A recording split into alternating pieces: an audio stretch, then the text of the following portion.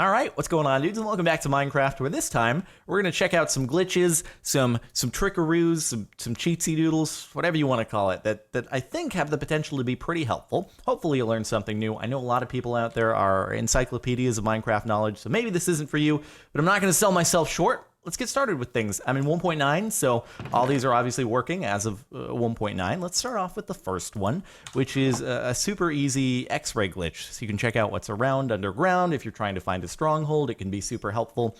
First off, you want to dig down a little bit, and you're going to put down a rail, minecart, and some leaves on top of that. Any kind of leaves should do. Gonna get in the minecart here. Currently, my graphics are in fancy, because that's how I usually play. But once I'm in here, I can go into my video settings, change them to fast, and now all of a sudden, I can look around. Now, wherever you enter the thing, you're not gonna be able to see through, but you can obviously switch the side, move your minecart over there, and then you can see on the other side. But we've got a pretty nice, like, 270-degree view of what's going on underground here, which is quite boring at the moment.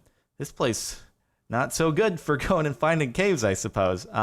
Anyway, so you can go and switch your graphics back into fancy whenever you're done, if that's how you play, and keep on going about your day. So that's glitch number one.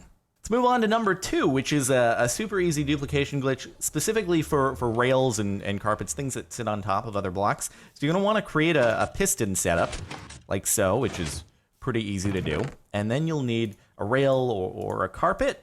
And then a pumpkin is sort of the item of choice here because melons break, but it does work with a melon if that's sort of all you have on hand. So put the pumpkin down like so.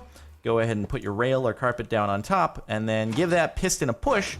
And you'll notice what happens is it pushes the rail down on the ground, but it also drops another rail. So you get, well, a duplication there. And if I'm in survival mode, which I can switch to really quickly, then I can go ahead and I can break the rail, pick it back up, and rinse and repeat. Let's do that again. Boom, get our stuff back, and keep on getting more rails. Now again, works with carpet as well, and with melon.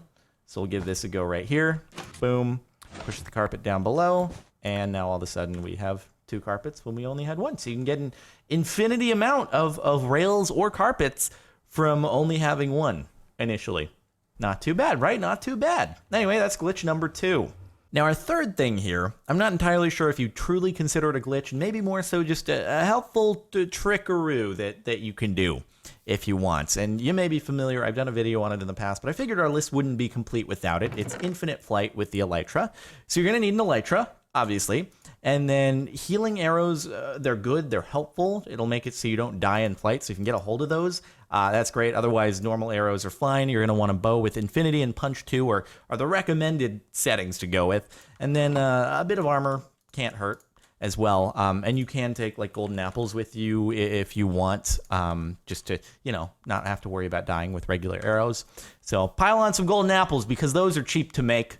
So once you've donned your elytra and gotten up to a high elevation, creative mode works well for that, go ahead and activate your elytra, and once you've gotten a little bit of speed and you're flying in the air, you want to whip out your bow and basically start shooting arrows in the hopes that you hit yourself. So it takes a little bit of getting used to, and even I'm not great at it, but eventually you'll hit yourself, and then it gives you a little boost, just like that. So then you can go down, swoop, graze the water.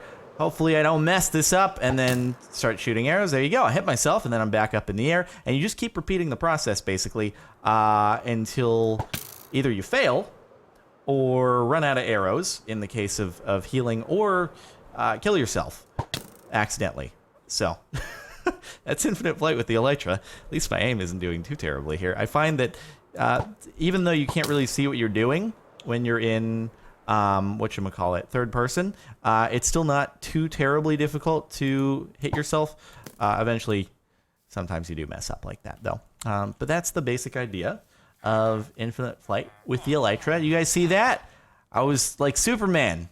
It's bird. It's okay. They're not impressed.